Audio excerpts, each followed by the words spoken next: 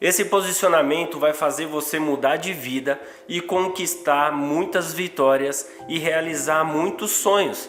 Mas que posicionamento que é esse? É o posicionamento de Daniel. Fica aqui nesse vídeo, pois eu tenho certeza que se você colocar em prática o que vai ser dito aqui, você vai fazer com que a sua vida tome rumos totalmente diferentes e que você vai passar a viver coisas que você nunca viveu. Bom, eu vou explicar rapidinho a história de Daniel.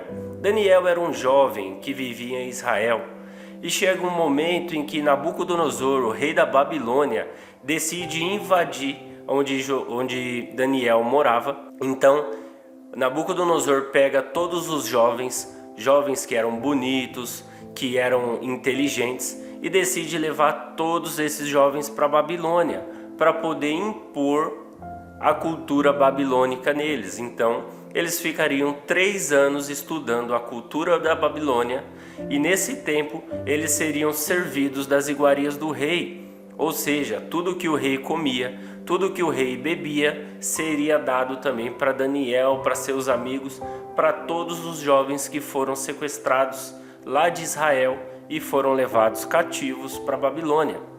Porém, naquele momento ali, Daniel ele já se posiciona.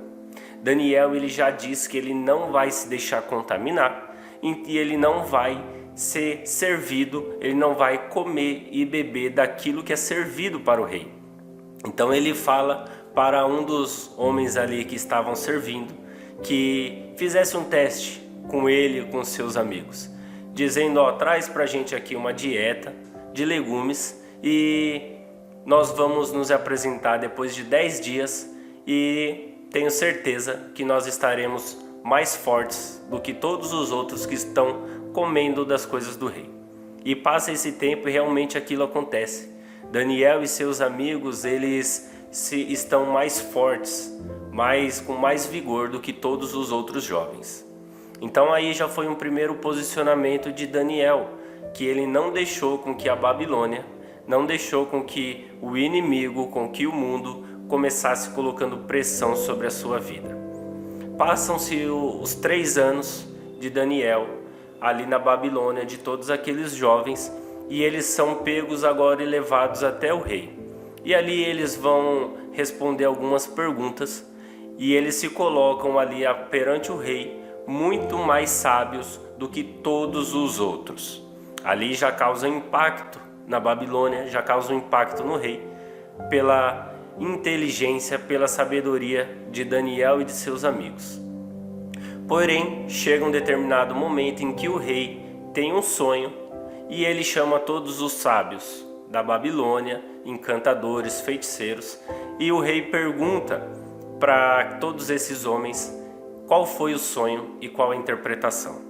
Porém, não teve um que pudesse adivinhar o sonho do rei e muito menos interpretar. Então o rei determina que todos os sábios, feiticeiros, todos seriam mortos, inclusive aqueles que vieram da Babilônia, e estava no meio também Daniel e seus amigos. Porém, Daniel fica sabendo e ele vai até o rei e ele fala: me dá só um tempinho que eu vou trazer o seu sonho e vou trazer a sua interpretação. Então Daniel e seus amigos oram ao Senhor pedindo para que Deus revele, e Deus assim revela, pois Deus deu a Daniel a revelação de sonhos. Daniel então ele se coloca diante do rei e ele fala para o rei: rei, você sonhou isso, isso, isso, e a sua interpretação é essa. O rei então fica maravilhado e coloca Daniel como governador da Babilônia. E Daniel pede para que seus 3 amigos se tornem ali também administradores da Babilônia. Porém, isso fez com que todos os outros sábios daquele lugar da Babilônia começassem a ter inveja de Daniel e passassem então a tramar contra Daniel. Chega um determinado momento, esse rei Nabucodonosor, ele morre, o seu filho assume o trono, e depois de uma festa em que seu filho Belsazar, ele dá com as coisas do templo, com as taças, copos, tudo, ele faz ali uma festa, faz uma algazarra ali. Então aparece uma mão escrevendo na parede alguma coisa e ninguém sabe interpretar. Então pedem para chamar Daniel para interpretar, pois eles já sabiam que Daniel tinha interpretado o sonho do rei Nabucodonosor. E olha só, quando Daniel é pego e levado para a Babilônia, eles tentam mudar o nome de Daniel para Beltesazar. Porém, nesse momento em que precisam de alguém para interpretar o que está escrito, eles vão atrás de Daniel e eles chamam Daniel pelo seu nome, Daniel.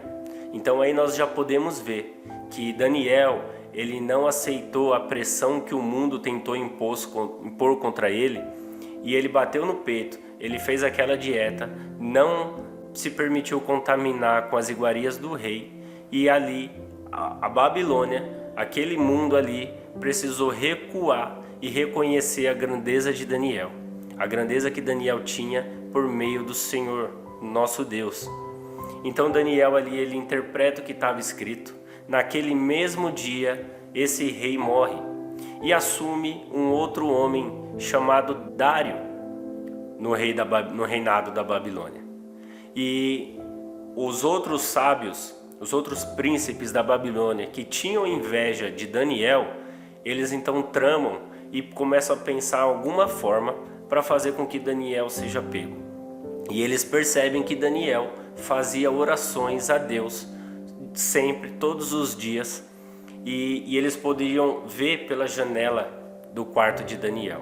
Então eles chegam até o rei e falam assim para o rei: rei, faz aqui um decreto dizendo que dentro de 30 dias ninguém pode adorar outro Deus senão a você. Ninguém pode se prostrar perante a outro Deus senão a você, rei. E o rei então, tomado por orgulho, acha aquilo ali legal e ele assina o decreto.